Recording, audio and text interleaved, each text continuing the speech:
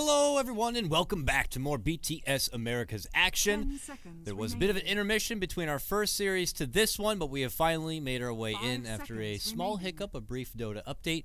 We got everyone in their seats, and we're prepared for the epic match of High Council of Wizards and Priests taking on Ticken and 4 Virgins, apparently, also known as God's Blessed. This should be interesting. I'm KotLGuy beyond the summit. I'm going to be joined again, of course, from Mr. Fluff of Team Fire. Fluff, thanks for hanging around. Welcome back. And what a match we get to cast together here. I have no idea what to expect from this new open qualifier squad. And also we have the Mason stack, as it's called, with their new sub-in or stand-in or replacement to what our Clairvoyance was. It's Justin back. So what do you think about these two teams going neck and neck? It should be obvious that High Council, Wizards, and Priests are the heavy favorites here, but you know, you never know what these open qualifier teams do. Something to show, something cool. The Dark's here. That's pretty cool. I mean, you remember when we played, when we casted the last series, the Dark series making plays with the Wyvern and That's stuff. right. So maybe they have some wombo combo. Maybe we'll have that awesome move factor where the game goes 80 minutes and then we get to see Darkseer really turn into a new hero. That was awesome. The trails of fire, explosions, and poltergeists. That's when Dota gets really fun. But as it stands for now, pretty uniformed here. No surprise to see some of these more common bans. Naga is something that slipped through if they do have a Naga specialist. Otherwise, you can go for Lady Lena here. So the 4 Virgins and Ticken are up to snuff as far as what's in style, what the meta is. So already they're looking okay. It's not like they're pulling out anything too crazy. They obviously have to have some caliber of talent to make it this far already after making it through the open qualifier. But I want to ask you a question, Fluff. You personally have battled your way through a bit of an open qualifier and made it all the way through, like at your Red Bull run. Is there a special kind of mentality you need to have after you've jumped one hurdle of the open bracket and now you're prepared against, to go against all these other teams? For 4 Virgins, this is the first time they'll go against a team this tough. So what do you got to do to mentally prepare? I think you just think in the short term. You just try to play in your comfort zone, and then, as coming out of the open brackets, you want to maintain the momentum that you have. But in a game like this, all these players are pretty well known in the NA scene, and you're just the unknown team. You just have to try to play your best and forget about it, treat it like a pub. And it's actually pretty easy to do. I mean, for example, when we go to LANs, you get kind of nervous before the game, but once the game sets in and you are familiar with the environment and you've played it for hours and hours and hours, you know exactly what to do, and I don't think that'll be a problem for them. You just gotta get out there. You gotta play your game of Dota the way you have been playing it up to this point. And they're preparing here. They don't know exactly what the High Council of Wizards and Priests may do, if they have a Techies player or not, but they're going to get rid of that. And no surprise to see them get rid of the AM after already committing to the Storm Spirit here. So typically Clairvoyance has been their Storm Spirit player. I don't know if Justin's one to play Storm though. I know Mason can play Storm. I'm sure they do. But yeah. On this team, I think Mason tends to play those kind of semi-carries on the safe lane, Storm, Ember. He would probably pick Mirana if it was in flavor. Things like that. And I wouldn't be surprised to see it safe lane. That's one of his signature laning situations. Yeah. As far as their position in this game, they just banned out the AM and the Spirit Breaker, so they were really thinking about covering the bases for the Storm Spirit. They wanted to make it as easy as possible. So right now, if this Lena's not a core and she can't get the Yules up, she'll not be able to threaten the Storm. If she is a core, then that's at least one thing, but they're going to need a lot more than that to deal with the Storm, I think. And they also need to start thinking about what carry they want to go for as well. They could try that complexity method and just go right for a silencer, put a mid lane. I don't know if they they have that capability or not, but there's only so many options out there for a Storm now. That's such a niche pick that I feel like only they would do that, or some crazy people. Maybe they're crazy. We'll find out exactly here, but we'll see what kind of value they put into that, or if maybe they want to just for now grab up a support, someone who could still dish out something like a silence. Your like Skywrath Mage, Disruptors out there. I already said the silencer doesn't necessarily have to be that core mid laner, but maybe if they want to get him as a support, force Storm into having to get something like a Yules or a BKB. Vicar could be alright, or Wyvern. They pretty much like. Oh, they went for the Undying. Okay. So they're gonna. This kind of telegraphs that they're gonna put some pressure on the lanes, and I definitely think that's a good way to go, especially if it's like a safe lane Storm. I think it's pretty key because he's not really a great safe laner. It's just the fact that like days a lot of people just let him refarm and then go, and then the support stack because there's no pressure on a lane, so he can snowball really fast on the safe lane. But I think with the Undying, there's definitely potential to slow them down, and that's a pretty good thing to do. I think I like to see pressure. 5 seconds remaining. But what are they going to pair him with, Fluff? What are they going to pair him with? They don't have access to the Tusk, obviously, and the Spirit Breaker. Oh, they already have a Darkseer. They have a Darkseer. I mean, it's like, it's just one of those things where he's just in the lane and makes it hard for you to go on like the offlaner who's already putting so much pressure. Like the Darkseer. Radiant team pick. Storm's probably one of the best safe laners for Darkseer, I think, because like easy for him to deal with the remnants or to deal with the Iron with remnants. But if an Undying is there, it's gonna be like even more difficult because the supports can't help zone, so he'll get like a ton of levels and it could snowball. You can see that. The response is Bane from High Cancel, and is there any particular reason? Remaining. Are we going to be seeing the Mason Mirana? Oh yeah. No, okay. I know. He's more the Storm player and stuff, but you know, Bane just seems very niche of a pick. Great at zoning. Jo and I used to use Bane and Mirana a lot to great effect when Darkseer was really popular back in around TI2 era. This was our counter actually. We used to feed on the Darkseers, but I mean, who knows? It could be a throwback. But for me, Bane is just a hero that's there to like win the lanes. Like he doesn't really offer really great tools in the team fights in the late game. I mean, obviously grip is kind of nice for gank and stuff like that, but other than that, I think his main strengths lie within the first like 12, 14, 15 minutes of the game, and then after that, he's kind of weak. But I mean, this is what you kind of need though, because you see the Undying and you're like, well, if they're going all in the lanes, then we're gonna match the strength. Bane's probably one of those like really tough heroes to deal with as a support in the early game, so it's good for them. And then this Wind Ranger, I don't like that just because like I said, I thought the Lina probably should have been a core because it's going to deal with the Storm.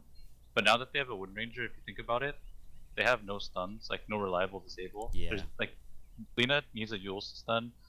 Wind Ranger, like you can shackle, but it's kind of 50-50. I mean, you have to catch them really off guard. Like somebody as good as Sumail probably won't get caught out by shackle, for example. Radiant and Visage. That's a pretty interesting pick. Visage makes it really hard for you to play the game. Like Alina, you'll send the birds on them and they feel so helpless because they get chunked. And it's also really good for the counter initiation in the lane. Like Bane, Visage, Storm, they probably feel like okay putting that in the safe lane if that's their plan versus Undying Darkseer. Yeah, it's just such a good way to kind of handle the pressure that would even come, and very good against the Undying. And Lina, if she is even able to throw together something like a Yules, she's gonna have plenty of trouble even setting up the basic Lina combo. Bane flying around, able to get an easy sleep to kind of ruin it. Visage with the birds could prove to be a bit of trouble here for the last ban though. For the Radiant side, they removed the Slark pick here, anticipating a safe lane core. They're already thinking this is going to be a mid lane Storm Spirit, which, hey, it could be. You never know. But as far as right-click safe laners, not very many options left. If they did want to stick with something similar to a profile of a Slark, I guess you're reaching for then the Jug. I guess Ember's still out there. Maybe Ember, but High Council is like one of those teams that actually doesn't pick hard carries very often. They usually have that sort of semi-carry in both lanes, and then like they just play off of that. So I really wouldn't be surprised to see Storm lane, considering the amount of games Mason's played it. But yeah, it could still be mid. And if that's the case, then they have many options. Can't really pinpoint one, but like at least what they want it to do is they want it to be able to lane versus Dark, so pretty much have good base damage, preferably be rain. Yeah, definitely. That would really help. Otherwise, for the mid lane, they can still pick like, they can still get themselves like Queen of Pain. Is it crazy to go for a drow if 10 you're High seconds Council? remaining. Can deal with the Iron Shell. You already have the Visage there, and Storm No, benefits it's not. with the range bonus. Drow's quite good for Undying because it gives all your heroes like a very good chunk of damage to burst down the tomb, and it actually makes it really hard to like maintain that tomb without it away. So I do like Drow. It's pretty good on the mid lane just because you get like a lot of levels. When you pick a Drow, it's like pretty much just telegraphing that you want to win all your lanes, and it definitely would shut down that pressuring lane there because I don't think they'd be able to deal with the right click, so it could be decent. 10 seconds remaining. Bloodseeker. I don't like that. I don't like it because team pick. like I'm talking about when I think about it, I'm looking at the Storm and like they have no way to deal with it. They have no reliable disables, and then Bloodseeker doesn't matter. You know, you're never gonna silence him unless he's like running out of mana, and the Rupture doesn't affect him because he just falls away invulnerable. Like Storm's quite good versus Bloodseeker in general, so I don't think that was like the map pick that they needed on the 5th. Maybe if Lena had the Yules to help set up the Blood right, otherwise I don't see the Storm Spirit getting caught in that silence. You already talked about how the Rupture doesn't affect him at all. Maybe if Tusk balls up his whole team and rolls into an easy setup, it could be that, but I do agree that it does seem like the options there to lock down the Storm seem a bit too far-fetched for Radiant, so we'll have to see if Bloodseeker's going to be the ticket for them, though.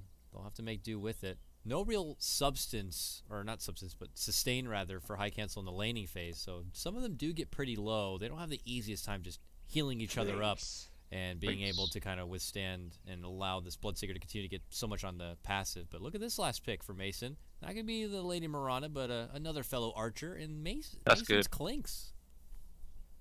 That's good because there's like no way they're gonna kill him in searing arrows, obviously, because you really easy last hits, and also it's very good versus Tomb. Like Clinks can kill Tomb quite quickly. So like I think Tyken, they might have just like shown that Undying like too soon. I mean, you're an unknown team, and there's no data on you.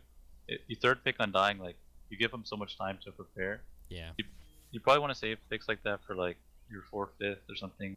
Nobody knows what you're gonna do because 10 seconds I feel like remaining. they probably could have got away with it, but now it's like very difficult 5 for them. seconds remaining. We'll see if the open qualifier kids will be able to take this draft and step off with a Game 1 victory and impress everyone, because frankly a lot of people don't even know who they are and they're curious to see how they're going to be able to perform. Let me go ahead and just fix my freaking camera here. It keeps resetting. There we go. Look at that. Popped, fixed, executed over here. Bada bing, bada boom, and we're underway. Welcome back, everyone. BTS America Season 2. This is our 2nd series today. Still in the round of 16. This is the last match before we get it into the round of 8. It's Tyken plus 4 Virgins, also known as God Bless, also known as apparently, what, 2 Chwans we saw? These guys had a bunch of crazy names. But they were unable to apparently tag up as God Bless because of Reborn and being able to set up their team, so apologies about the confusion there. But for High Council of Wizards and Priests, interesting group. What many consider the Mason stack is, yeah, some people might casually say this is what's left over, and they've thrown a team together, but these are a lot of very, very talented individual players here. Even the recent recruit, Justin, I've seen him anywhere from E-Hug, standing in all over the place, 7K caliber kind of a player, loves Tinker. He's actually going to be playing the Storm Spirit this game. So I'm curious. He's actually going to go mid lane as well. So we weren't sure if he was going to be just filling in the Clairvoyance void or if he was going to be finding his own kind of role. But looks like for now he'll just take it to the mid. And think it looks like should I just call him Tyken plus 4? Tyken plus 4. Yeah. They are gonna just straight aggro. Like this Lena seems like she's posturing to just go top straight up. So it will be an aggro trialing. I think. See where she goes after this block. I will block it for you. Oh, I tried. Oh no, she's going bottom. Okay. All right, she'll head all the way bottom. She'll join EGA. Or if that's the Iga. I think I know who that is. I've seen that name before. Yeah, it sounds me familiar. too. Mr. Iga playing his. He probably plays a lot of matchmaking. Where I've seen him. Well, Poor Man Shield, 4 tangos to go into this matchup that he's going to have against Demon on the Tusk. He's not even going to be alone. Fog nearby on his Visage here. I don't get to see Fog play Visage very often. 1-2 normally play your Earthshaker, your Sand King. He's also known for playing Wisp from time to time, but I haven't seen him really tested on his micro skills. I don't see him play a lot of Chen. Not playing Visage. I'm sure he's capable of it. Fog has been a support player for quite a while now. Yeah. It's usually because like his support duo has always had like a very good Visage player, but he's good at it. I know that for sure. I've seen him play it competitive as well. Pubs, and it's very good. Lately he's been fiending a lot of custom pubs. We played that Petrie Reborn game, which is pretty damn ridiculous. I don't know if you ever had the pleasure of playing Vampirism from yeah, 3. Is it the same? It's pretty much the same, but it's fully in Russia. Like, I'm in Russian rather, so I had no idea what the hell the game was the first time I played it, but pretty fun, and I'm excited to see how this Visage is going to turn out. Top lane, though, this is where things are getting pretty heated. It's the dual lane we were expecting to see from the draft. Your Undying, Darkseer duo, and he's like, it's Tomb Surge! Look at him run! They're going for Bleak. Bleak is only level 1, or he's actually level 2, hasn't invested the point, doesn't need to go for sleep yet. Might need to consider it, though. Oh, it looks like he's going to be able to eat a tango and walk in 1 away. second. There it is. They're moving in. He finally turns around. He gets the sap. He gets the sleep. Puts the Undying under, and Bleak will get the hell out of there. That's so awkward. Now they're just way overextended, and they have to like walk their way all the way back. Yeah, I mean, pressure nonetheless. They could hang around and pull the wave, maybe. Money to burn. You know what's funny? Undying is a zombie, but he has like 310 move speed, and Bane's like one of the fastest heroes in the game. If he wanted to, he could have just like hugged the Bane instead of trying to get right clicks with the Ion, and that might have secured the kill. But that's so rare to have a hero that could actually chase the Bane. Well, unfortunately, Bleak does finally put it into the sleep, quickly turns it around, and they'll be fine. And the pressure will continue here. Big CS breadwinner, though, is going to be Boris from the Open Qual squad. He is currently at 15-2 CS, going against Justin Storm, 12-0. So he's definitely not letting the 7K outclass him here in this. He's holding his own. For a Wind Ranger in the Storm matchup, I would have to say that's pretty good.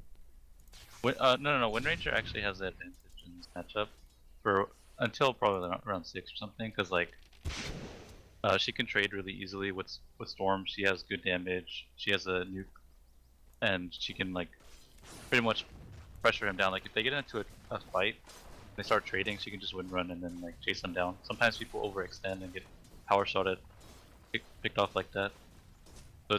So it's a really good matchup for Boris, but it's good to see that he can like hold his own versus Justin. Yeah, because that's like, it's more the point is that we just don't know who Boris is. We don't know what kind of a caliber mid player he is, and even if people out there don't know who Justin is, it's like at least they know he has competitive experience. He's ringed in some teams. Bottom lane, though, is where they're going to break out. Look at this deep dive here, and they're going to be able to commit and finish off the Lina, but they want more. Iga moving in, going to get the right click, finishes off Demon to make it a 1-for-1 trade. Tries to go for the free sigil. Wait, I think he should have just hit the Visage. He has 285 move speed and he has a boots advantage. I don't know why he went for the sigil, because the more he hit him, he would have got more thirst. You're right. Oh, and Bane goes down on top lane. Oh, looks like they just caught him out with the haste rune. Like haste Undying, drop the tomb. Couldn't really run from that. Convenient little S4 rune. Allow them to turn back around and they'll take out Bleak. So Tycoon +4 have the kill advantage early on here. Justin dishing out as much harassment as he can. Actually goes for a wand step off on his Storm Spirit here in the mid lane. I guess just all the power shots coming out from Boris is being a bit too much. Plus you also prepare, you're going against the Undying. He's eventually going to be throwing out tons of decays. Easy charges there. And it looks like at this moment Mason's going to be able to finish off his Soul Ring here. Do you wager if he's going to be building this Clinks like the latest kind of fear trend? You do your medallion build up. He's already on Dire's side. And then you can always go and get the Desolator, being able to take advantage of that latest change where you can use the Searing Arrows and Deso ability together. Definitely. I think like from all the pros that I've talked to about the Orchid build compared to the Deso, everyone pretty much says the Orchid build is trash and you should almost never do it, and that the Deso is always superior. So, and especially since they're on Dire, so I'm pretty sure he'll go for that medallion Deso build up. Look at this. Undying drops a tomb just to completely take out the wave from coming in. I don't know about that. And they just want to see if they can maybe add pressure on the tower itself, which is not taking much. Mason's just happy to draw the aggro away. And if they do something like that, he'll just go right into a skeleton walk. Dire's top tower Hide is under the attack. shade and move out. It's a lot of very assertive aggression coming out from Tycoon +4 in this top lane. And they have managed to scrap together a kill at least, but as far as being able to push the tower, it seems very limited right now. And they feel very anxious just to get something done. Yeah, and they're not even like pressuring Mason anymore. I mean, he's down a couple CS, but Lynx is one of those heroes that just gets level 6. Uh-oh, LSA onto EGA in the bottom lane. Oh, Nice turnaround shackle from Boris. We'll catch on Demon. Demon's gonna eat the Dragon Slave, but pops the wand, power shot. Woohoo! Very close, but he will be able to salve up. Thank God for the wand. Boris had an arrow with his name on it. They will come up short on being able to turn this into a counterfight, but look at the return. Immediately Boris needs to come back into action. Now a nice little stun, but they are going to get the sap and the kill, finishing off EGA. And they get the sleep. Lena's not going anywhere. And with that will be a double takedown for High Council. Both going down on bottom. Good turnaround reinitiation as Boris was stepping out. And look at this. Justin has found the big stack here, and he is taking it for himself. Boris is like, I want it. I want some of it now. And he's trying to power shot it down, but Justin definitely got the most of it. And at least is taking a good chunk of the XP. He's got actually 1,100 gold. He got a good chunk of it. I don't know why that Bloodseeker was so greedy. I mean, you can just heal off the boots. I was like, that did not need to happen. That kill there. It did though, Fluff. It did.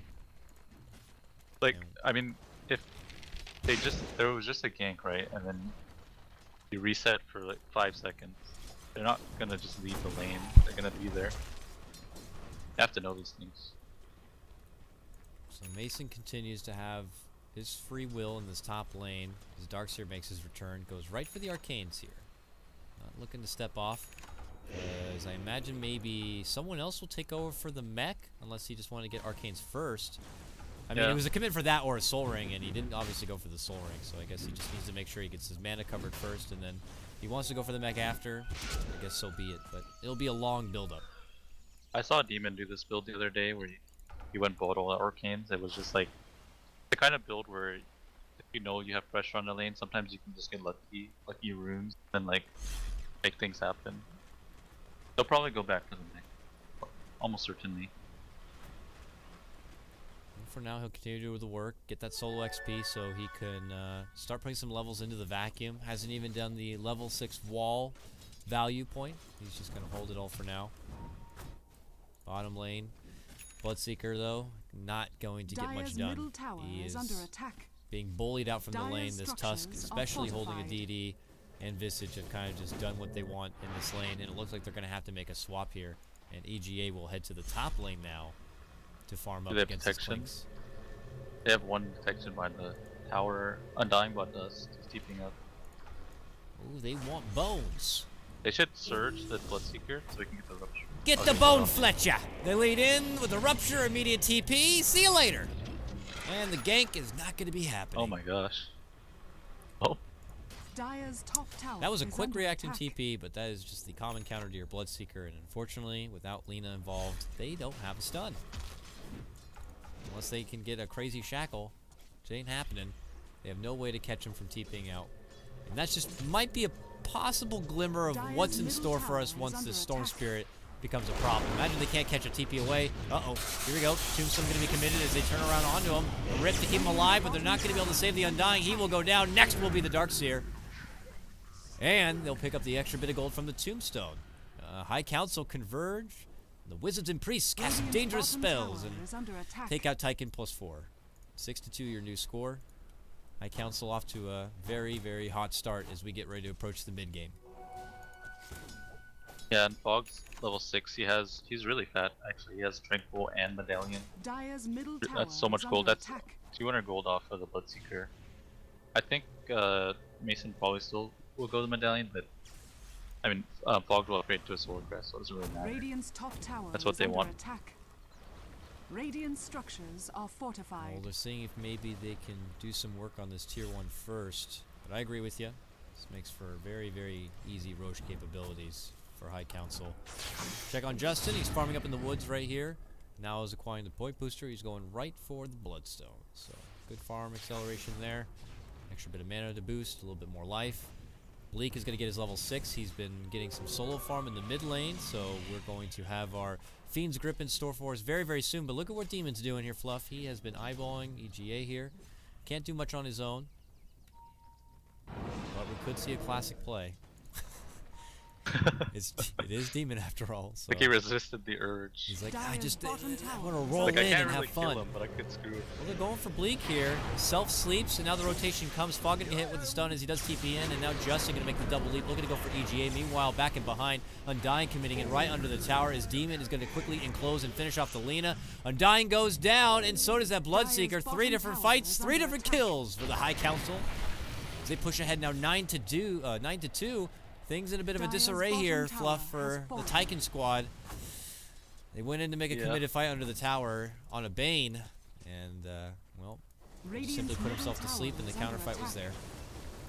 They basically drafted themselves into a situation where they wanted to win as many lanes as possible, and they only won one lane, pretty much, and now they don't, I don't think they really have the tools to deal with High Council and Wizards and Priests lineup as a whole. This is going to be really troublesome for them if they can't start forcing some engages now. So what can be the factor that brings Tycoon +4 back into this? They're going to have their big ultimate here soon in their big vacuum wall. 2 levels of vacuum, no wall yet though. Maybe a mech on top of it to help withstand the initial, burst of High Council. But outside of that, I don't know. They need team fights. They need team fights where they just get huge kills. Maybe a dieback. Popper's picked off right now, but like maybe they catch Clinks trying to do Roshan, drop a tomb on the high ground, doesn't die. They vacuum on the high ground, drop a wall, steal the Aegis. Yeah, kill the throne. It goes down, and they win. They could do that. That might happen. Demon's got a Blink Dagger, and boom, bam, and yeah, this is going to be a quick, easy grab. Bloodseeker gonna get dropped right there. He didn't even need to show off the blink portion of his new Blink Dagger. Just conveniently, Bloodseeker happened to walk right up into his face. And it's a bit weird. They had this ward. I don't think they were smoked. I guess just EGA didn't really understand the whereabouts of where High Council could be and just put himself right into trouble. But now they bring all hands on deck, all available hands, I guess, to the bottom lane. They want to make a go on the Bleak. Last time this happened, it did not go so well. Not going to be able to catch him. Yeah, I wouldn't have I would have said for them to. I would told them to go top or something, because like they're gonna force the fight here, but there's no tier 1, so like pressured enemy, they're gonna lose too much by having that position. I think what they do is they just like buy a smoke and you group, and then you try to like force the fight top, or you like if you see High Council pushing mid, then you just try to maybe get a fight there, get a wrap or something like that. You want to take the 5-on-5 right now, because that's pretty much what you're banking on with all these picks like Undying, Bloodseeker, Lina, Windrunner. This is their prime, and the prime's not looking so good. Immediate jump in, immediate kill. Lina is dead. We send condolences to her family and friends, but we might have to put out more because they tried to make it go on to EGA. They will not get him. High Council do regroup, step back. They will go for the finish on this tier 1. Easy snag, easy gold. All the meanwhile, Mason continues to farm. He's got that medallion. We got 2 medallions here for the High Council. Badges out in full force. But you gotta remember, they added that new function. You can positively use a medallion. So, hey, there's always more uses now with more medallions. Yep. Wonderful. Bleak's like, hi, how's it going? Quick sleep. But it does get taken off. Vacuum back, Ion Shell. Bleak's like, do I really have to use my ultimate here? No, he'll just sap him and walk away. Oh, but there's the Rupture. Bleak goes for the TP. And look at that. He even gets a nice little ice barricade from Demon. And he's gone. They were not on the same page. Like, the Darkseer's running, the Bloodseeker's going in. Can't even kill the Bane. This is where it's probably feeling a bit disheartening here for Taiken before, where you get to see. Can you just hold the phone for a second, Justin? Here, I'm trying to explain something. He's jumping in mid lane, gets an easy kill on the Undying. His charge is now up to 9 as he heads back over. But we're starting to see that little bit of a difference here between how High Council and where Taiken come into play. What's Mason doing? The courier just comes in like. Okay, easy. It's a very expensive courier there.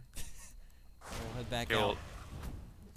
When you're this type of team, and things didn't go right, you have to have someone who's just like, okay, this is what we need to do. It's low probability, but like, this is our chance. So here we go. We got 5 minutes. I mean, this is at least something. Woo! Let's go. This is their chance. They smoke up, they inch forward. One smoke pops. They know they're nearby. Boris goes in. He gets the shackle on the Justin. Focus fires there.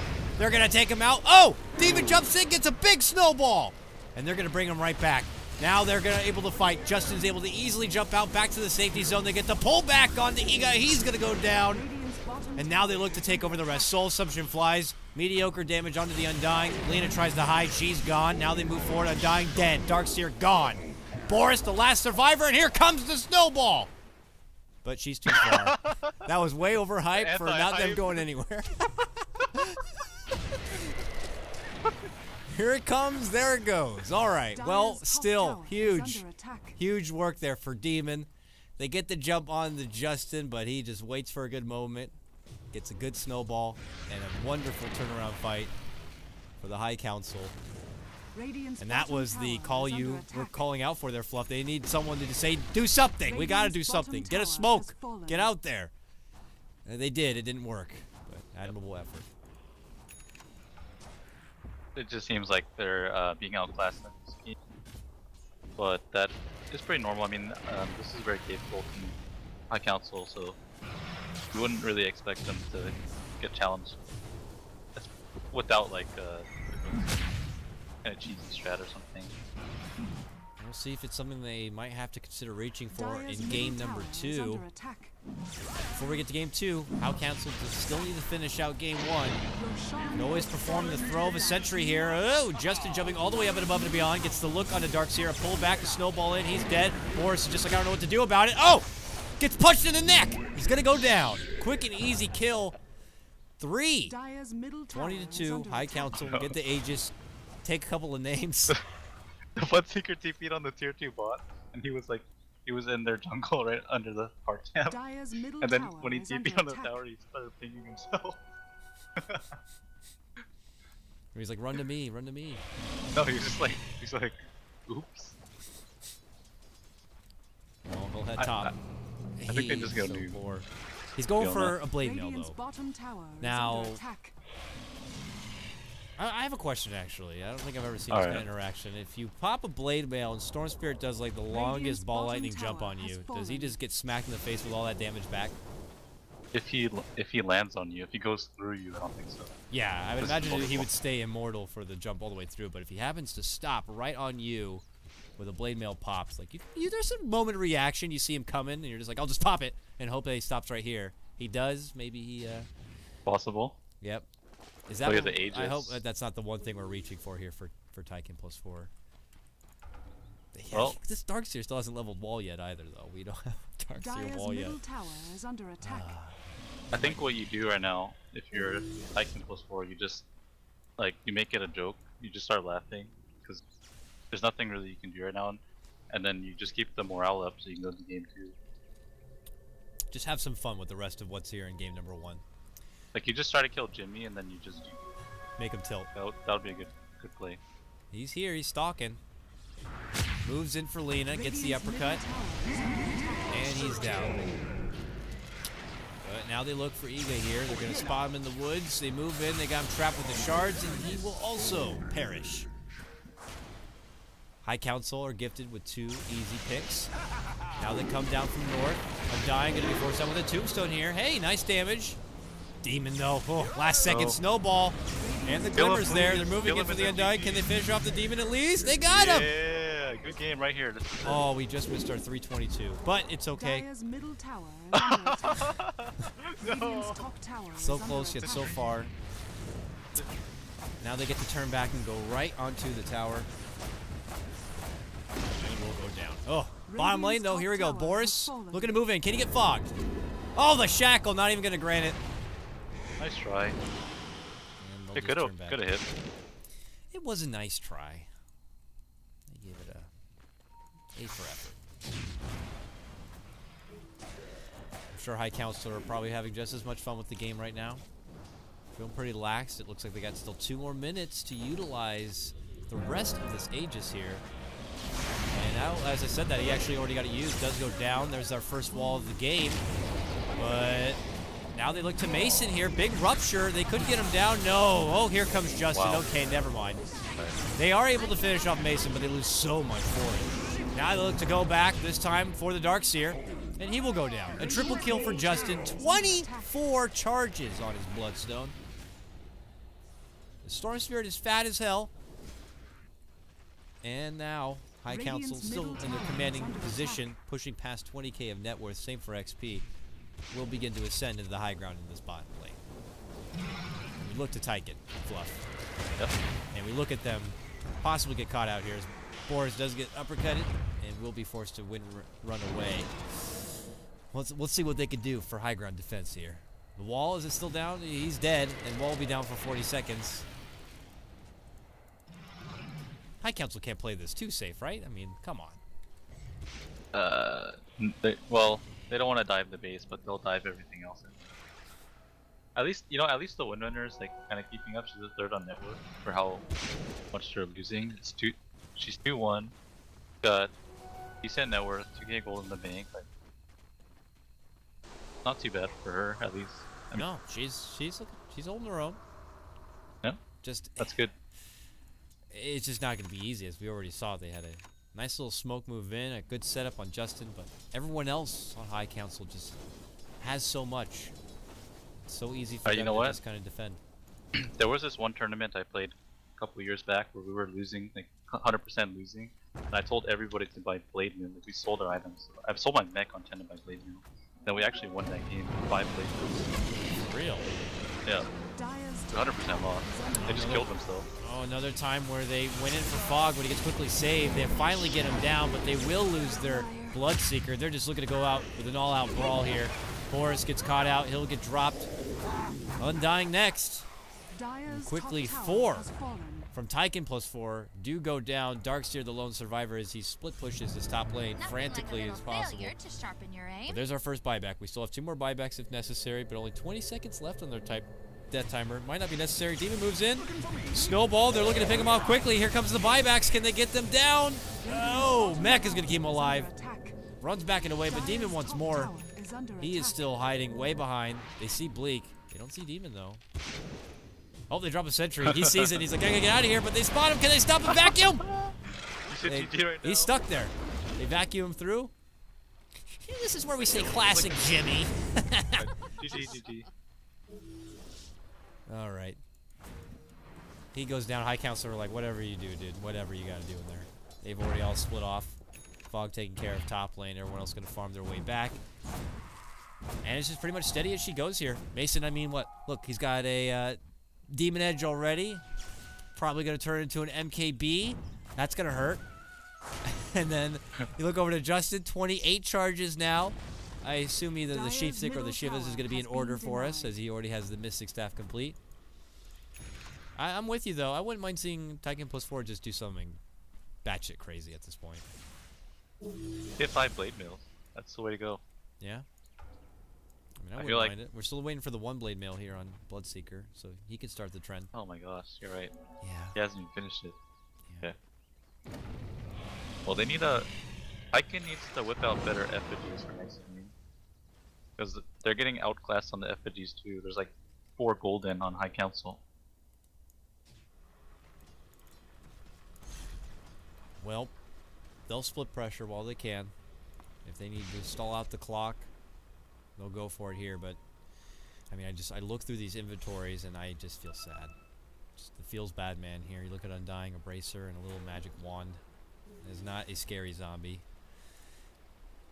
So they've got some serious resilience to be like still playing this game. Yeah, they're like, we're going to show our resilience, and we will now press this tier 2 and get it top lane.